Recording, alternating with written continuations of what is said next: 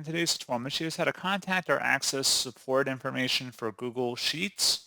So this should hopefully be a pretty straightforward process, guys. And without further ado, let's go ahead and jump straight into it. So all I have to do up in the top toolbar is select the Help button, and then select where it says Sheets Help.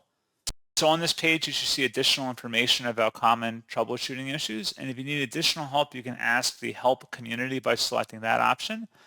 Provide a summary of your issue, and then the additional information as to like pictures you may want to include, the category of type of issue, whether it's a Sheets issue, so you'd select that, and then just follow along with the on-screen directions. It will prompt you or suggest similar issues that people have come across before you even post, so you may not even need to create the post here, but pretty straightforward. You can also send feedback at the bottom of this list, and that's pretty much it. So as always, thank you guys for watching this brief tutorial. I do hope that was able to help you out, and I do look forward to catching you all in the next tutorial. Goodbye.